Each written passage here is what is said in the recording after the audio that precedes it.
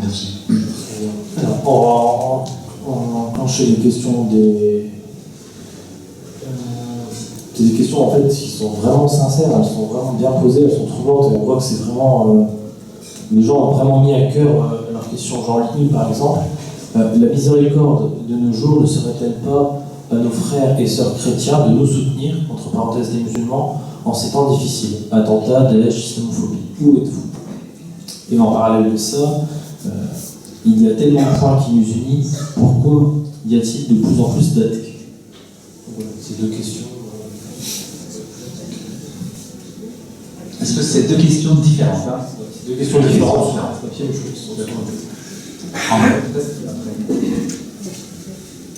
Alors, la pointe de la question. Alors, la première question, la miséricorde de nos jours ne serait-elle pas à nos frères et sœurs chrétiens de nous soutenir, nous les musulmans, en ces temps difficiles? Où êtes-vous? Ça, c'est la première question. Moi, je pense que devant les défis qu'on a aujourd'hui, si on ne se unit pas de force, je ne vois pas ce que ça va donner. C'est du bon sens, franchement. Je pense que la personne souligne le fait que, certes, ce bon sens, il est là, et peut-être que, alors je ne sais pas, la personne qui a écrit ça, la personne voudrait que ça se manifeste encore plus. Oui. Ou peut-être que ça se manifeste pas assez. Peut-être. Oui. En tout cas, dans la solidarité, là, ça ne doit même pas attendre.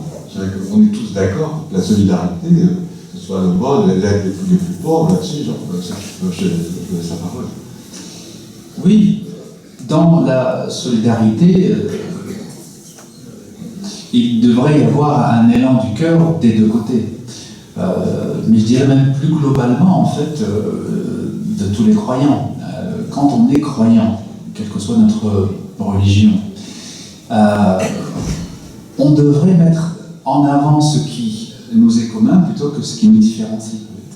Si on met en avant ce qui nous est commun, alors on se sent concerné par ce qui peut arriver à tous les croyants de toute religion. Si on met en avant ce qui nous différencie, évidemment on se dit, bon, ben, finalement, ce sont des juifs, hein, ce ne sont pas des musulmans, ou ce sont des chrétiens, ou ce sont des... Voilà.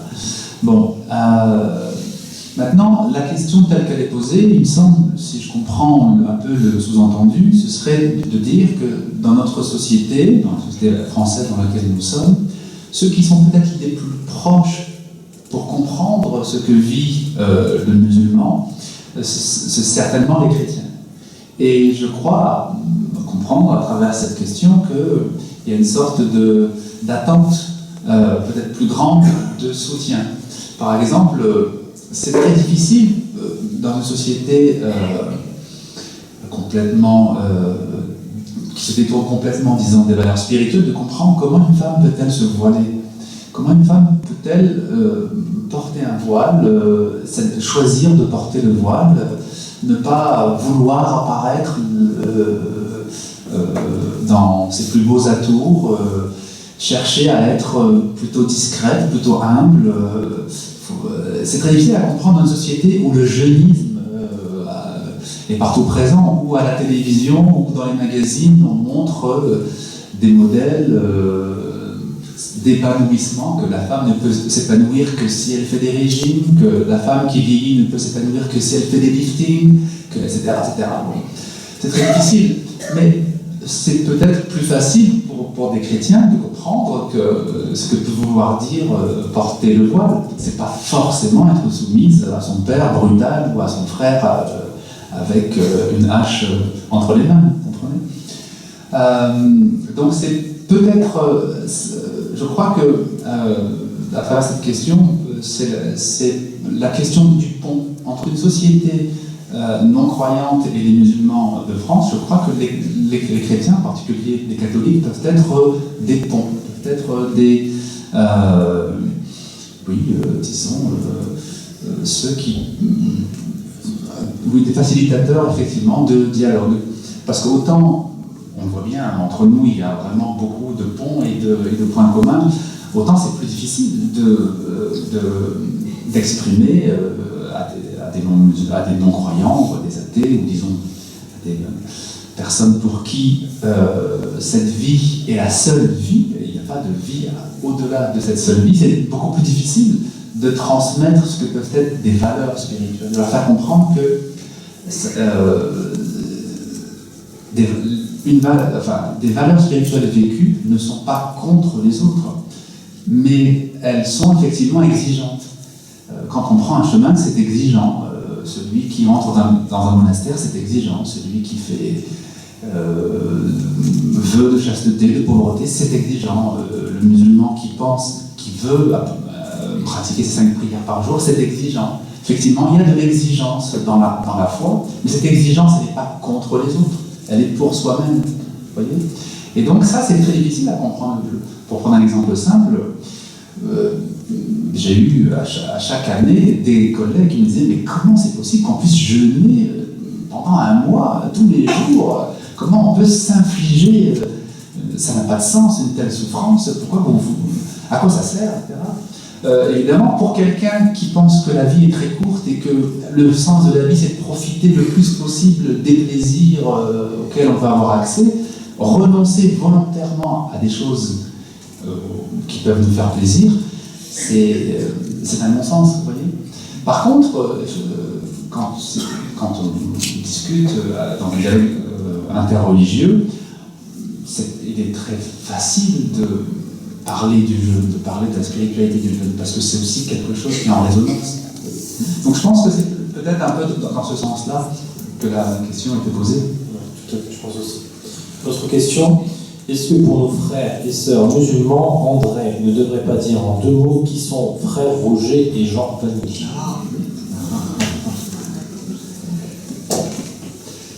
Mon frère Roger, c'est un pasteur protestant qui a été habité très fort par le désir de revenir à l'évangile, de manière simple. C'était ça son intuition. Et donc il a voulu inviter des frères à partager une vie fraternelle toute simple. Et puis à aussi se trouver dans les défis de société en étant par exemple pendant la guerre en cachant des juifs par exemple et ensuite en étant très très attentif au dialogue avec des pays qui peuvent être opprimés par les autres. Et donc voilà, c'est ça frère Roger. Et dans les années 68, il y a eu beaucoup de jeunes d'Europe qui ont été attirés par son style de prière, sa forme d'accueil, et ça, voilà, c'est ce frère Roger. Et à Thésée, communauté qui se trouve pas loin de Cluny, en Bourgogne. Et pour Jean Vanille, c'est un autre itinéraire. C'est l'itinéraire, son père était gouverneur du Canada, et lui, il a fait carrière dans l'armée, voilà, il avait un idéal pendant la guerre, et puis sa vie a basculé quand un jour, dans la région parisienne, il a visité une maison dans laquelle étaient enfermées des personnes qui avaient de lourds handicaps. Et là, il y a eu quelque chose qui s'est passé, voilà, il était pris de compassion, et il ne pouvait pas supporter qu'on puisse traiter des personnes comme des bêtes. Et il a décidé d'en prendre quelques-uns pour vivre avec eux une vie fraternelle selon l'Évangile. Et voilà comment ça a commencé, ça s'est beaucoup multiplié. C'est une vie fraternelle avec des personnes qui ont de lourds handicaps, après lesquelles, justement, voilà, qui n'ont pas de place dans la société. Et du coup, il a vraiment développé toute une méditation extrêmement importante, justement, sur comment l'écoute de la vulnérabilité, de la faiblesse, peut être vraiment un chemin de sagesse pour les défis de l'humanité aujourd'hui.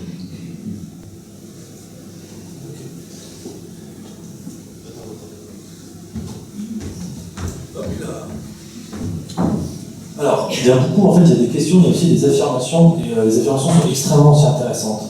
Alors, une affirmation par exemple, on est tout petit devant Dieu, et en même temps, la pensée sociale de l'Église affirme l'immense dignité de la personne humaine. Ne pas la réduire et ne pas l'écraser. Une autre question, qui est en résonance à la question qu'on a posée tout à l'heure, je propose que la personne qui a posé la question « Chrétien, où êtes-vous ?» nous explique ce qu'elle attend des chrétiens en ce moment. Que Taïeb peut répondre. Oui, mais j'aimerais compléter quand même ce que j'ai dit par le fait de dire aux musulmans aussi « Où êtes-vous » aussi. Parce que ça fait depuis 1993 que j'ai commencé à participer au dialogue interreligieux, aux rencontres islamo-chrétiennes de Mouveau, au centre spirituel du Houmou. Peut-être que certains d'entre vous connaissent ces belles rencontres qui avaient lieu une fois par an, durant tout un week-end. Et il y avait très très peu de musulmans, très très peu, peut-être 2 ou 3 sur le week-end. Les années où on était très heureux, c'est parce qu'il y en avait 5 ou 6. Le dialogue islamo-chrétien, la fraternité islamo-chrétienne, pendant très longtemps, les musulmans ne s'y sont pas impliqués, ils ne se sont pas sentis impliqués. Et donc aujourd'hui, si certains musulmans ressentent qu'il n'y a peut-être pas suffisamment d'empathie avec ce qu'ils peuvent vivre aujourd'hui en France, c'est vrai qu'il y a une montée de l'islamophobie qui est parfois inquiétante. Oui, mais il faut leur demander aussi où étiez-vous? Où étiez-vous durant toutes ces années-là? Beaucoup de musulmans considéraient, dans les années 90, que rencontrer des chrétiens, c'était pour faire un débat contradictoire sur la crucifixion. Et puis alors ils regardaient les cassettes d'un certain Ahmed Didat, qui est un anglophone qui a fait beaucoup de débats, soi-disant pour détruire la thèse de la crucifixion, et puis montrer que voilà, nous avons la vérité, et puis vous, ce que vous professez, c'est faux. Et puis bon, donc vous avez les musulmans qui étaient sensibles à ça, qui se sentaient peut-être flattés aussi un peu par ça. Sauf que ça n'est pas comme ça que le prophète a enseigné. Ça n'est pas comme ça. Certainement pas comme ça. Qu'il a accueilli les chrétiens de Najran dans la mosquée, qu'il leur a permis de prier dans sa mosquée, leur rite chrétien. Ce n'est pas comme ça qu'il a initié la fraternité entre l'islam et le christianisme et le judaïsme. Donc en tout cas, l'importance de ce dialogue, et je suis très content donc,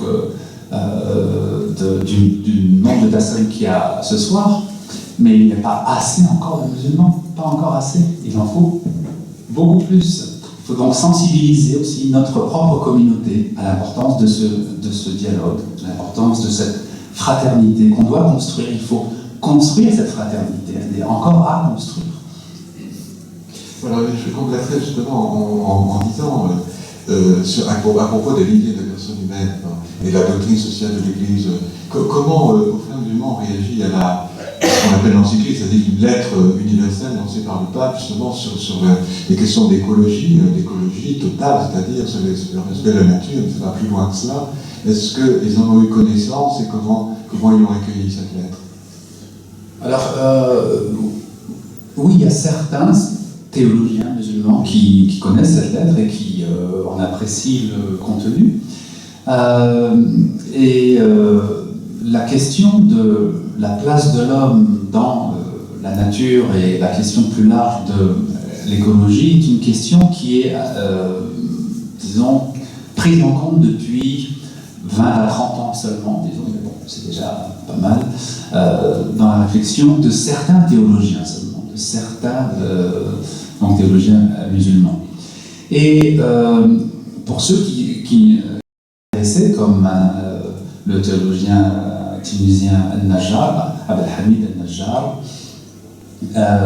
il considère que la place de l'homme dans la création, la réflexion écologique autour de cela, doit faire partie des fondements même de la théologie, des fondements même de ce qu'on appelle en islam les finalités ultimes.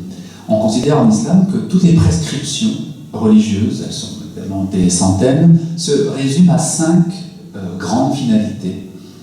Le respect de la vie humaine, le respect de la religion, le respect de la conscience humaine, le respect de la propriété.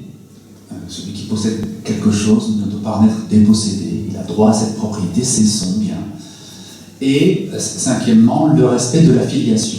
Celui qui est fils d'un tel et fils d'une telle ne doit pas être dépossédé de sa filiation, ne doit pas lui cacher, disons, d'où il vient. Donc ce sont ces 5 éléments-là qui constituent l'ensemble des finalités de toutes les prescriptions religieuses de l'islam, et ces théologiens disent qu'ils vont en ajouter un sixième, le respect de la nature. Donc ce sont ceux qui se sont le plus intéressés, on va dire, à ces questions. Mais si on prend donc le monde arabo-musulman dans sa globalité, ça reste des problématiques qui sont très peu encore prises en compte. Alors depuis 2-3 ans, il y a une évolution, notamment en Algérie et au Maroc. Alors, vous n'ignorez pas que la COP 22 se passe au Maroc, à Marrakech. Donc nécessairement, ça induit aussi tout un travail de réflexion de la part des théologiens au Maroc. L'Algérie a depuis 2-3 ans aussi un plan de passage des énergies fossiles à des énergies renouvelables et respectueuses de la nature. Donc là aussi, ça implique qu'on demande aux théologiens de réfléchir sur le respect de la nature, sur un mode de développement qui soit respectueux, etc. Donc voilà, ce sont des problématiques qui commencent donc à... Et dans la liste que vous avez donnée, est-ce que vous mettriez également respect de la conscience? Oui. Le respect de la conscience, ça fait partie des 5 finalités traditionnelles, de la théologie traditionnelle telle qu'elle est. Parce qu'on considère que sans cette conscience, il n'y a pas de foi possible. Celui qui n'a plus conscience de la liberté de conscience. Alors la liberté de conscience, c'est autre chose. Ah oui. Non, quand on parle de respect de la conscience, c'est de préserver l'homme de tout ce qui altère la conscience. Donc l'alcool, les drogues, mais aussi la torture, etc., qui peuvent donc nuire à la clarté de la conscience. Maintenant, la liberté de conscience au sens de la liberté de religion, disons, c'est quelque chose qui a été, comment dire, un peu... le traitement a été un petit peu, disons, frileux en termes musulmans. Il y a eu cette belle ouverture du prophète lui-même, et du Coran lui-même vis-à-vis des autres religions. Et puis il y a eu pendant un certain temps des califes qui ont eu aussi à cœur de respecter la liberté religieuse des autres et d'avoir une grande tolérance. Et puis il y a eu des moments aussi de plus faible tolérance, des moments de repli, des moments de crispation aussi. Mais donc globalement, c'est quelque chose qui a été accepté. Les chrétiens, les musulmans, donc les chrétiens et les juifs ont vécu en terre musulmane, comme on le sait, pendant des siècles, sans que ce soit réellement théorisé, sans que les théologiens disent vraiment de manière très claire et nette, oui, le chrétien a pleinement le droit d'être chrétien. Il était juste accepté, ou juste mais oui, donc il y a plus proche des tolérances. Exactement. Oui.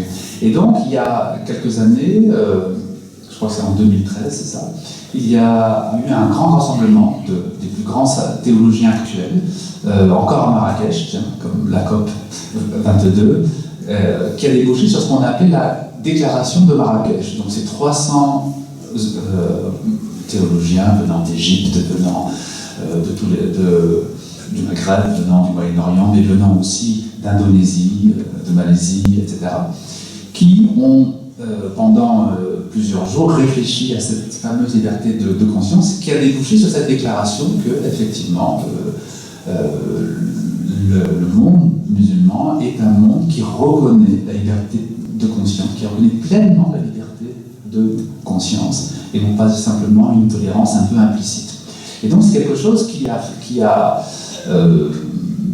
malheureusement été très peu relayé ici en Europe, mais qui a marqué les esprits là-bas. Merci. Et je n'avais droit qu'à une question, je vous en ai posé 4, et je suis en train de vous frustrer. Bien sûr. Pardonnez-moi. C'est sur poli, attention, sinon je suis bien. Alors, question maintenant sur la thématique de la violence. Un premier témoignage, c'était par rapport à votre intervention de tout à l'heure. Je pense que la violence peut être expliquée par la liberté de l'homme de refuser la miséricorde divine, comme l'a cité notre conférencier. Ceci implique donc la responsabilité de l'humain et d'assumer ses actes. Et dans le même registre de la violence, mais pas de l'humain, c'est cette fois de Dieu, en lien avec la violence, quel est votre avis sur la colère de Dieu?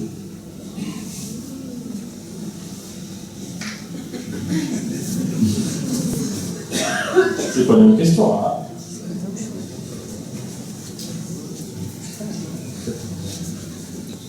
Ben, je pense que ça suppose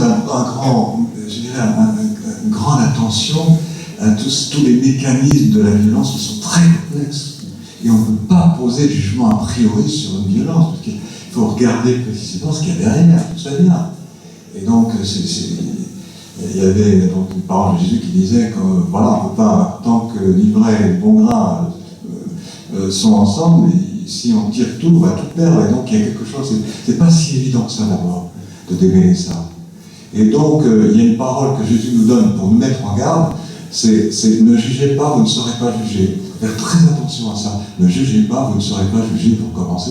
Voilà. Et donc ça nous met dans un grand respect de bien d'abord accueillir ce qui se vit et chercher ensemble les origines profondes d'un acte de violence. Voilà ce que je répondrai de sa parole. Oui, c'est une question difficile, effectivement. C'est une question qui demanderait de développer longuement, parce que, comme vient de le dire André, il y a beaucoup d'aspects liés à la violence humaine. Je crois que, d'abord, une des choses essentielles, c'est de se rendre compte qu'il y a dans l'homme la possibilité d'être violent, et même la possibilité d'être barbare, d'aller jusqu'à la barbarie. Il y a cette possibilité mystérieuse, en fait, qui peut donner même le vertige, de devenir un monstre. Et le monstre, ça n'est pas quelqu'un qui est en face de nous et qui est radicalement différent de nous, comme s'il venait d'une autre planète. Le monstre, ça pourrait être nous. C'est ça. Donc, et donc, c'est très important de ne pas condamner, de ne pas juger au sens superficiel du terme, c'est-à-dire de dire c'est un monstre parce qu'il est né monstre et qu'il a la monstruosité en lui. Non. Il a cédé à quelque chose auquel moi-même j'aurais pu céder. Ça, c'est très important. Et si on prend conscience de notre propre fragilité, on sera, à mon sens, plus à même d'aider l'autre à ne pas aller jusqu'à cette monstruosité. Celui qui est sensible à sa propre violence, celui qui a déjà été suffisamment vigilant sur lui-même pour voir qu'il y a en lui de la violence, il y a en lui-même de la colère. Il sait déceler chez l'autre les premiers signes de la pente glissante. Par contre, celui qui se donne des titres de piété et qui juge donc, qui se dit « je suis juste », je fais partie des justes, alors lui, il ne voit rien, parce que ne voyant rien dans sa propre âme, il ne peut rien voir chez les autres, et donc il sera dans le jugement, dans la condamnation, et il va alimenter la violence de l'autre. C'est-à-dire, quand un enfant commence à faire des petites bêtises, quand il commence à désobéir, si les parents n'ont pas un peu de pédagogie, s'ils sont dans la condamnation, s'ils disent que c'est un bon à rien, qu'il n'arrivera jamais à rien, parce qu'il a commencé simplement à faire quelques petites bêtises, effectivement, il devient un bon à rien. Vous voyez ? Mais si les parents ont suffisamment d'amour et de sagesse pour savoir lui communiquer leur amour et lui redonner confiance en ses capacités, ils arrivent à le relever. Donc, le monstre, certes, il a cédé à ses pulsions, mais c'est aussi celui qui a vécu dans un environnement où personne n'a su lui tendre la main, où personne n'a su lui montrer le bien qui était en lui, exactement comme le petit dont je viens de parler commence à faire des petites bêtises, et les parents, par leur fermeture, l'amènent à faire de grandes bêtises. Voilà, moi je crois que réellement, en fait, si on ne s'interroge pas sur notre propre capacité à être dans la violence, on ne peut pas tendre la main aux autres. Et on est forcément dans le jugement après. Je suis complètement d'accord avec ce qui a été dit. J'ajouterais quand même, ici, un des points sur lesquels il reste du chemin à faire pour s'entendre, c'est que dans notre tradition chrétienne, le testament de Jésus, c'était pas seulement un message, mais c'est aussi que sa vie, elle pouvait nous transformer parce que cette vie pouvait s'unir à la nôtre. Son sang pouvait s'unir à la nôtre, son esprit pouvait s'unir au nôtre, pour qu'on soit vraiment unis à lui. Et du coup, cette unité à lui fait que précisément on peut être recréé. Donc ça, c'est quelque chose, je pense, sur lequel on n'a pas encore beaucoup dialogué, mais c'est quelque chose que je dois aussi dire ce soir, parce que c'est ça aussi qui fait notre identité sur ce sujet. Effectivement, de toute façon, on ne peut pas échapper à ses propres démons sans l'intervention de la grâce. Personne ne se sort de ses propres démons par ses propres moyens. Sinon, il est comme le baron de Munchausen, que vous connaissez peut-être, qui, c'était un homme à très grand orgueil, qui ne voulait jamais que personne ne l'aide, et puis un jour, il tombe dans les sables mouvants, et comme il ne veut pas qu'on l'aide, il se tire sur ses propres cheveux pour s'extirper de la boue. Vous ne comprenez pas qu'il faut que ce soit quelqu'un d'autre qui lui tire les cheveux pour l'extirper de la belle image.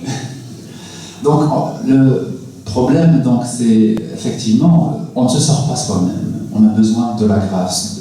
Maintenant, cette grâce, vous la vivez effectivement dans cette union mystique.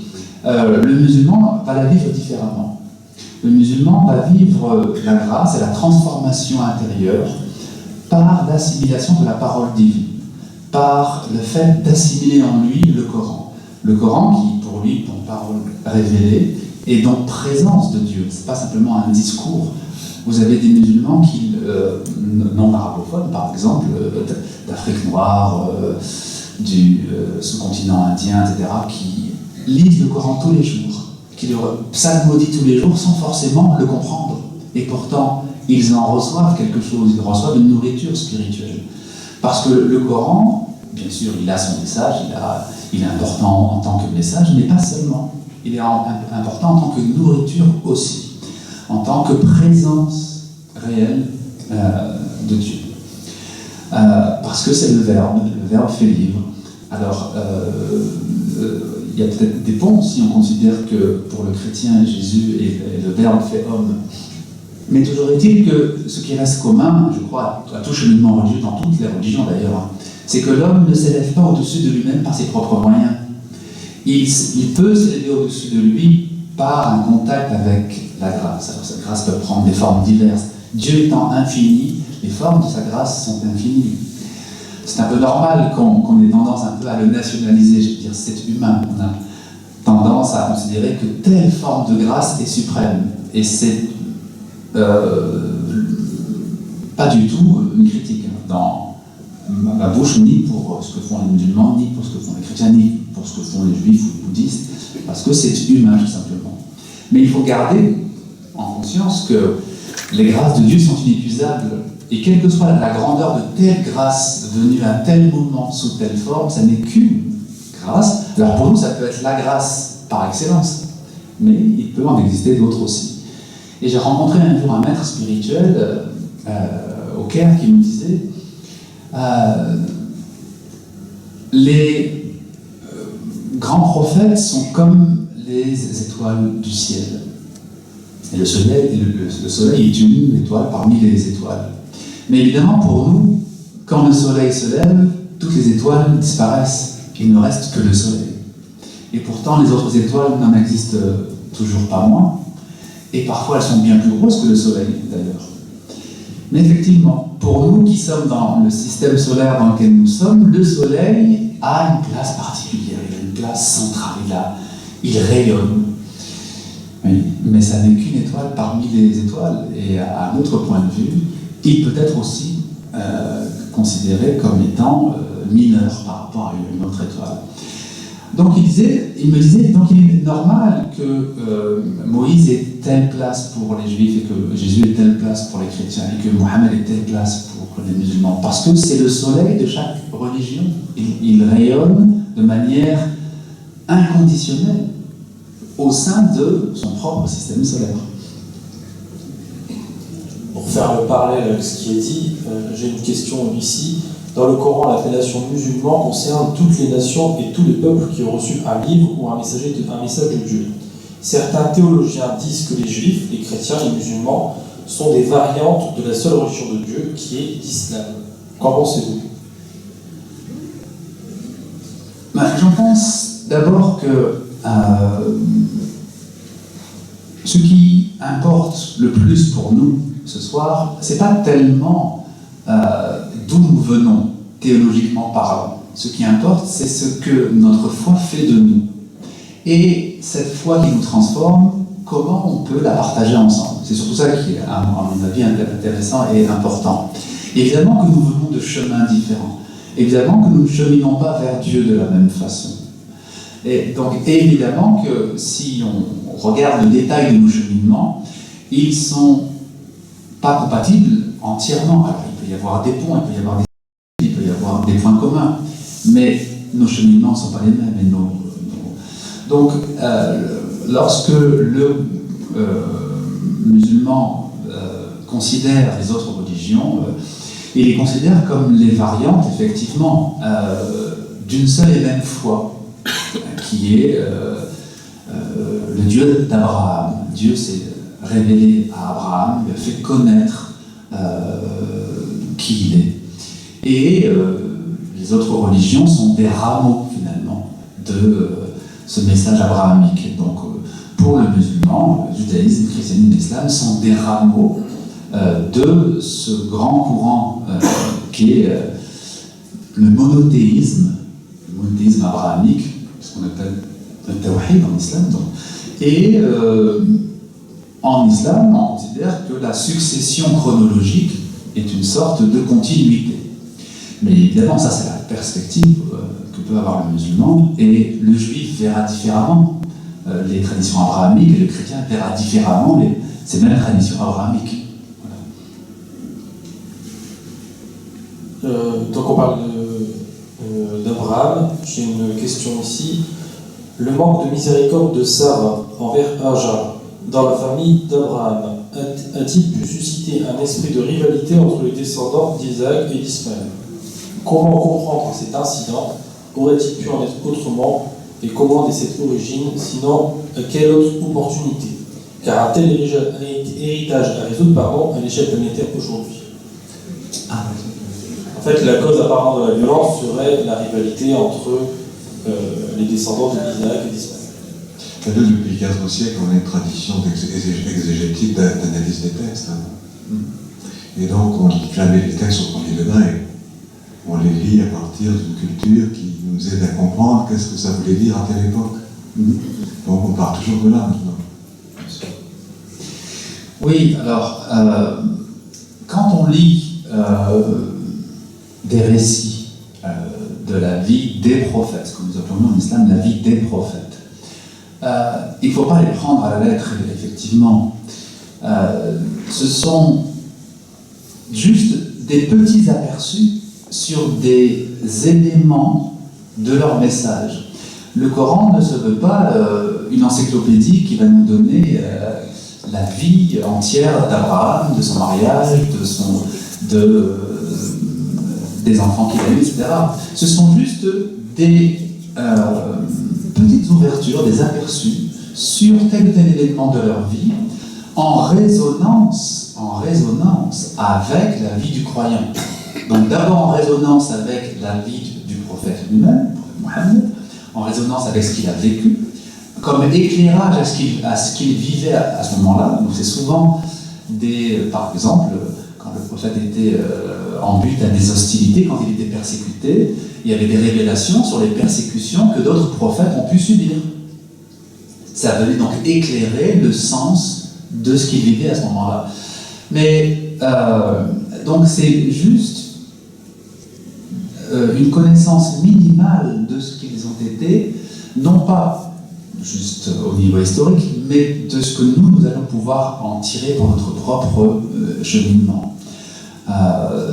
Donc si on veut faire l'analyse psychologique, par exemple, de Sarah à partir des quelques bribes, parce que ce sont des bribes finalement, de quelques bribes que nous donne le Coran, on fait vraiment fausse route en fait. Il ne faut surtout pas faire cette analyse psychologique. Voilà. Par contre, il faut se poser cette question. Sarah réagit, en tout cas en apparence, mal au fait que Abraham est un enfant avec Hajar. Bon. La bonne question, c'est pas de savoir ce qui se passe dans sa tête à ce moment-là. La bonne question, c'est de savoir, et moi, dans ma vie, où j'en suis avec la jalousie, où j'en suis avec l'envie, où j'en suis du détachement, où en suis-je du regard bienveillant vis-à-vis de l'autre. C'est ça la vraie question que pose Sarah, à mon sens. Je suppose que vous serez d'accord aussi pour dire que chaque lecture s'inscrit dans une certaine tradition de lecture qui s'enrichit d'une génération à l'autre, pour précisément donner un sens encore plus profond à ce qui au départ était encore un embryon et qui va devenir véritablement une manière de sagesse quelque part. Oui, vous êtes d'accord avec ça? Oui, tout à fait. Autre question, comment rester en phase avec notre Créateur devant le chaos dans lequel nous vivons, car annoncer l'Évangile actuellement semble rester sans écho?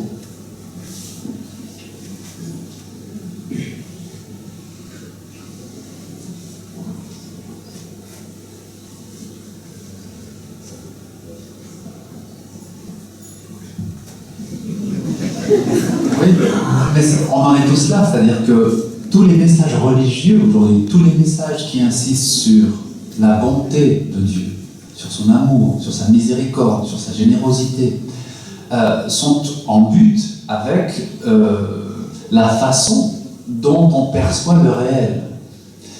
Alors, on va dire oui, mais non, le réel est difficile, le réel est violent, le réel est... Oui, mais est-ce que c'est vraiment tout le réel? Un exemple simple, vous prenez le journal de 20 heures. Est-ce que, en ayant regardé le journal de 20 heures du début à la fin, est-ce que vous êtes en contact avec le réel avec un grand R? Voilà. Je pense que... Voilà. Donc, quand on dit oui, mais la réalité est tout autre que ce que tu dis. Mais quelle réalité? Quelle réalité? Alors, il y a dans les hadiths, dans l'enseignement du prophète, une anecdote sur Jésus, je ne sais pas si dans la tradition chrétienne elle se retrouve aussi, où le prophète nous dit Jésus était un jour avec ses apôtres et puis il passe devant la carcasse d'une vache en décomposition. Et puis l'odeur étant très forte, les apôtres disent ah mais qu'est-ce que ça sent fort, qu'est-ce que ça sent mauvais. Et Jésus sourit et regarde cette carcasse en disant oui mais qu'est-ce que ces dents sont blanches. Alors le prophète enseigne cette anecdote pour souligner que le réel commence dans notre regard. Ce que nous assignons au réel est en partie, je ne dis pas entièrement, mais en partie une projection de ce que nous sommes. Donc, quand on dit, quand on annonce, quand on témoigne de sa foi, quand on dit « je crois que Dieu est bon, qu'il est généreux, qu'il est miséricordieux », il faut aussi aider l'autre à comprendre qui il est. Il faut aussi aider celui qui nous écoute à comprendre que ton regard n'est pas forcément le bon regard. Ton regard n'est pas forcément celui qui englobe tous les aspects du réel. Et puis je termine sur un dernier exemple. Quand le prophète était à Médine et que l'islam avait commencé à se répandre, il avait à cœur d'envoyer des compagnons plus anciens, des compagnons plus ancrés, disons, dans la foi, pour pouvoir transmettre un peu de leur expérience et de leur connaissance aux nouveaux convertis. Puis un jour, il envoie un compagnon, et ce compagnon revient après quelques temps, et il dit « Ces gens sont impossibles, ils n'écoutent rien, ils ne veulent rien entendre, ils n'en font qu'à leur tête, ce sont vraiment des gens mauvais. » Bon, le prophète lui dit « C'est pas grave, reste ici, reste avec nous, reste à Médine, ne retourne pas chez eux. » Et il envoie chez eux un autre compagnon.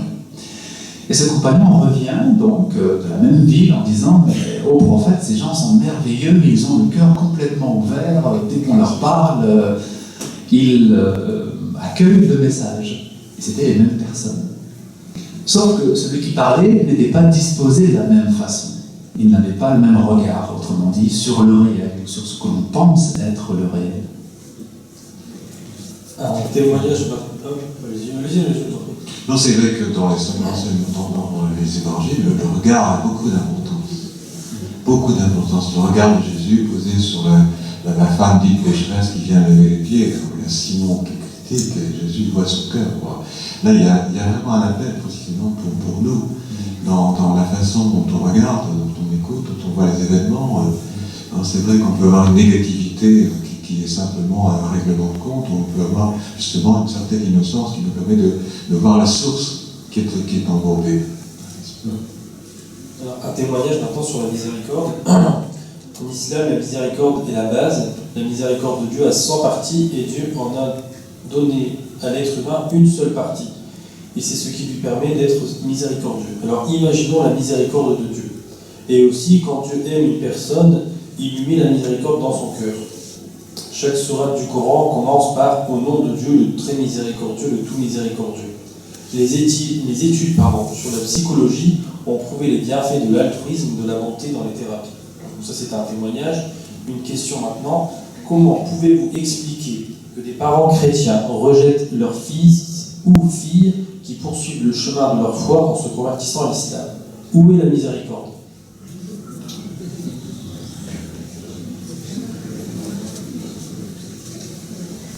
Vous avez utilisé au joker, vous êtes obligé de répondre. Mais pour situer ça dans une histoire, je pense qu'on ne peut pas répondre sur des questions qui posent des infractions comme ça. Parce que c'est l'histoire qui nous permet de comprendre ce qui se passe, quoi. Et voilà. Après dans toute société, il y a des choses qui sont enquistées. Voilà. Oui, et puis, c'est vrai aussi d'autres croyants dans d'autres religions. Je veux dire, si on prenait le cas de parents musulmans dont l'enfant se convertit au christianisme, on peut avoir aussi les mêmes situations. Donc, non. Il me semble que si on veut comprendre quelque chose à la complexité de ce que nous sommes, chacun d'entre nous, donc du bien, mais aussi du mal, dont on peut être capable si on se laisse aller vers cela. Il me semble que si on commence à faire ce cheminement en soi-même, notre regard sur les autres change. Et quand notre regard sur les autres change, on arrive toujours à se faire comprendre. Je pense que par exemple, dans des familles où lorsque une conversion, dans un sens ou dans un autre, pose problème, c'est parce que très souvent, ils n'arrivent pas à se faire comprendre. Celui qui se convertit, en général, il est un peu dans la fougue, on va dire, de cette conversion. Il est dans la ferveur de ce revirement intérieur et il a parfois du mal à comprendre ceux qui ne sont pas dans cette ferveur et qui voient comme une sorte de changement incompréhensible ce qui se passe chez lui. Donc il faut un peu de retenue aussi et un peu de sagesse, c'est-à-dire que certes on est pris par quelque chose, parce que si on se convertit à une religion, c'est qu'on est touché par quelque chose, on est touché par un message, on est bouleversé par quelque chose qu'on vient de découvrir. Mais il faut aussi avoir le recul de se dire oui, mais l'autre il n'est pas touché, il n'est pas bouleversé, il n'est pas sensible à ce qui, moi, me touche. Et je dois tenir compte de cela. Ce n'est pas parce qu'on est touché par la foi que tout à coup, on a le droit d'être égocentrique, on a le droit de se dire c'est mon ressenti qui compte et le sien ne vaut rien. Vous voyez, c'est pas parce qu'on est dans le vrai, même si, en imaginant que nous soyons dans le vrai, qu'on aurait le droit d'être égocentrique. L'homme, c'est ce que nous enseigne en tout cas notre foi, n'a jamais le droit d'être égocentrique, même s'il pense qu'il est pleinement dans le vrai et que l'autre il est pleinement dans le faux. Vous Voyez. Donc je pense que si dans une famille il y a conversion et que, en particulier celui qui s'est converti, garde conscience que son cheminement c'est le sien, c'est sa sensibilité, ce n'est pas celle des autres, et qu'il doit donc traduire dans le langage des autres ce qu'il a vécu, à ce moment-là ça va déjà mieux en réalité.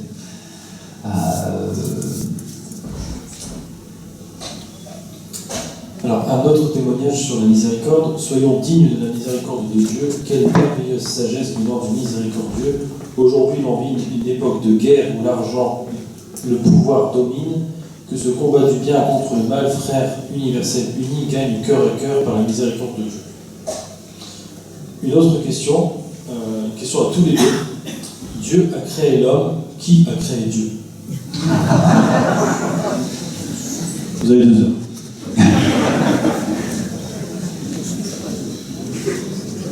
Ben, ça veut dire que quand on pose une question comme ça, on se prend pour Dieu, tout simplement.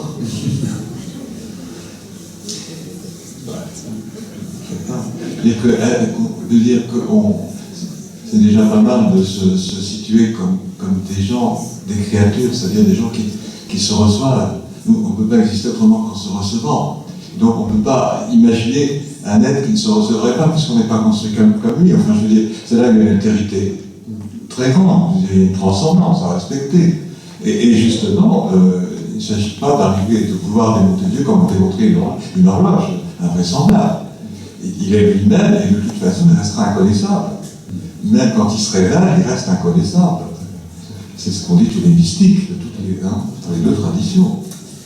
Tout à fait. Alors je vais essayer de regarder la dent blanche à travers la carcasse.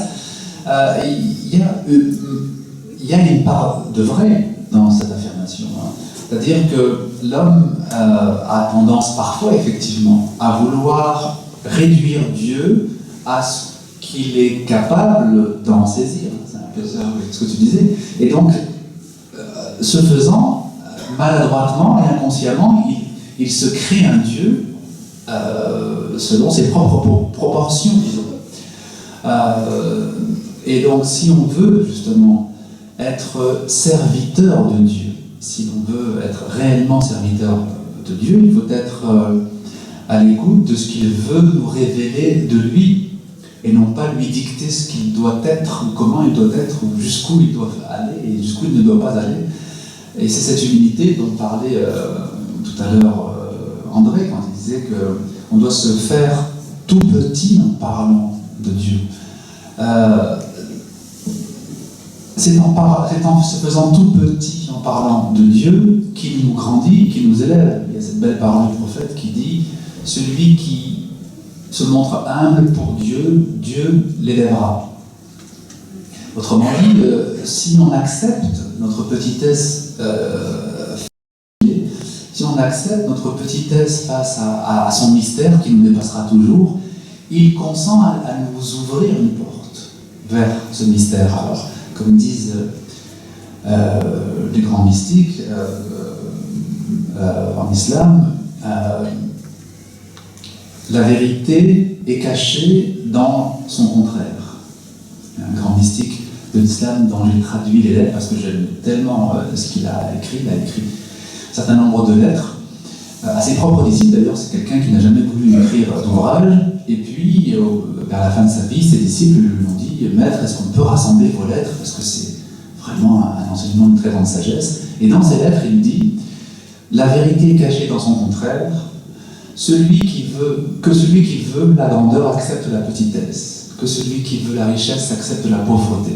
Que celui qui veut la force accepte la faiblesse. Que celui qui veut la connaissance de Dieu accepte son ignorance de Dieu. » Voilà, et Jésus disait que Dieu a révélé ses plus beaux secrets aux tout petits. Alors, 2 questions pour terminer. La première, c'est pas pour vous. Serait-il possible d'organiser ce genre de dialogue plus souvent? Une fois par an, ce n'est pas suffisant. On ne vise pas les 2 personnes qui sont sur la table devant moi. Et la dernière question, pourriez-vous nous dire quelques mots sur la parole d'Allah que la personne a traduit Dieu s'est imposé la miséricorde. Dieu S'est imposé la miséricorde. Pardon. Oui, il y a un verset qui dit cela. Alors,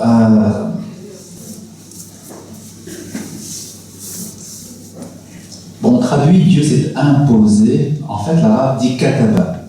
Dieu La personne l'écrit en arabe, elle l'a écrit en français, donc je vais faire la traduction française. Très bien. Donc en fait, l'arabe, le mot arabe, kataba, c'est écrire.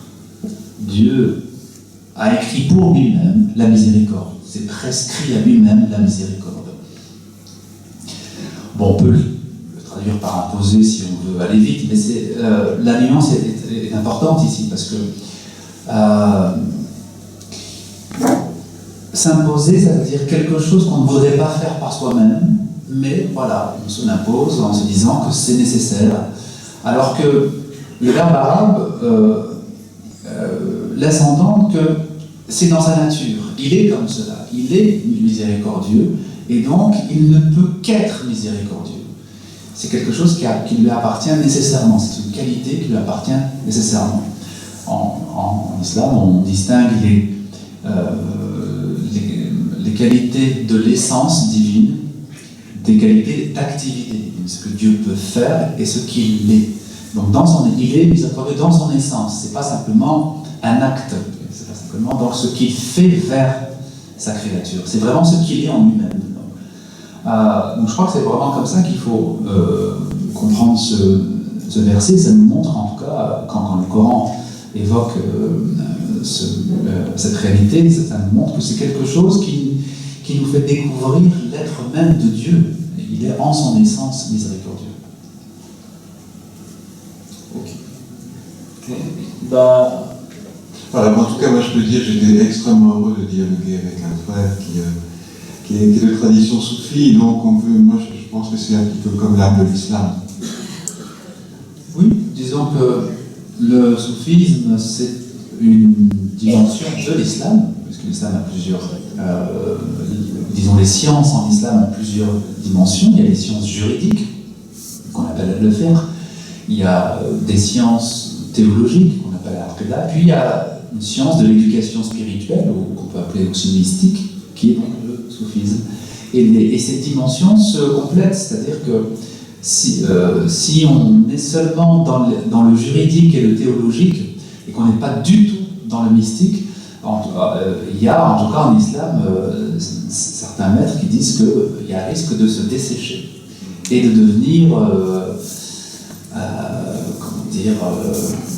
quelqu'un qui va lancer des fatwas et condamner tout ce qui n'est pas conforme à sa pensée. Vous assumeriez l'idée que vous êtes les spirituels de l'islam? Oui, on peut dire que le soufisme, c'est la dimension spirituelle de l'islam, effectivement, mais vous avez beaucoup de personnes qui sont spirituelles en islam et qui ne se définissent pas comme cela, c'est-à-dire qu'ils n'appartiennent pas forcément à un enseignement soufi.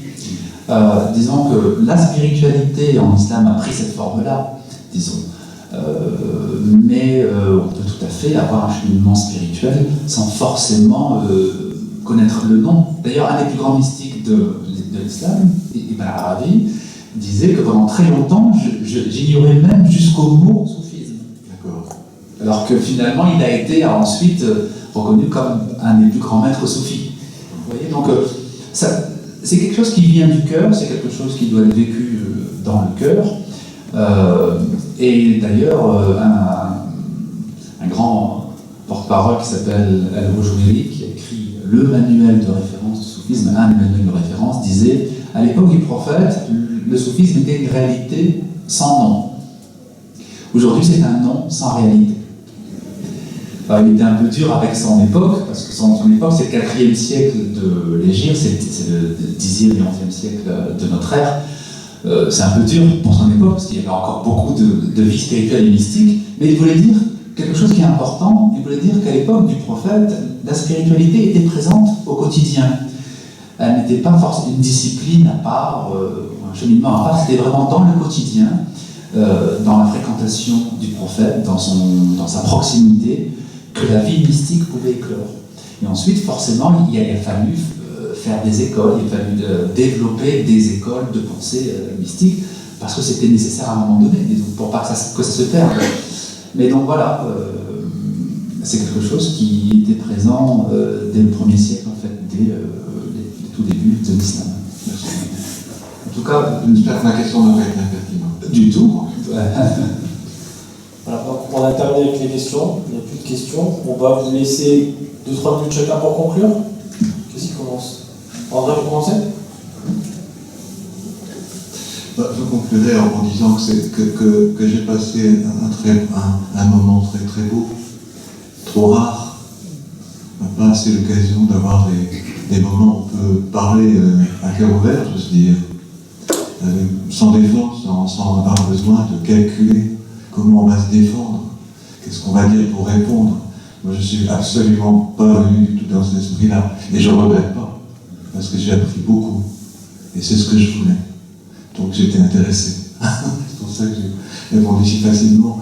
Et je suppose qu'en étant intéressé, j'espère que dans la salle, beaucoup partagent cette même joie d'avoir pu apprendre un peu mieux à connaître ceux qui n'ont pas notre tradition. Et parce que vraiment, et je reprends un mot du début, et j'aurai terminé, c'est qu'on veut dire, on a beaucoup plus à gagner à voir tout ce qui nous unit que tout ce qui nous sépare.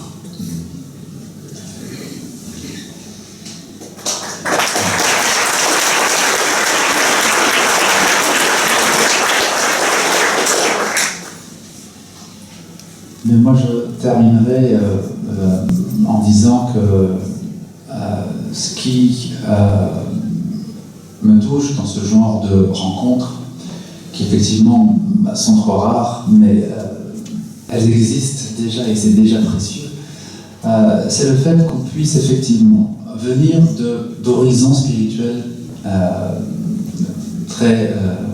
qui peuvent diverger, qui peuvent être d'origine très différente. Et pourtant, comprendre que ce qui importe pour nous, c'est ce qu'on va partager en commun.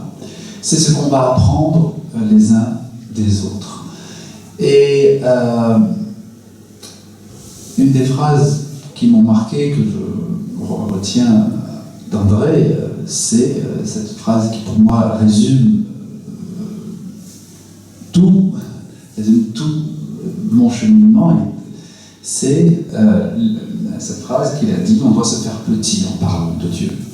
Si les croyants de diverses religions se faisaient plus petits en parlant de Dieu, si en parlant de Dieu ils n'agissaient pas comme s'ils possédaient la vérité, comme s'ils la détenaient, comme si la vérité était une possession qui était la leur, je crois que leur message serait beaucoup plus audible.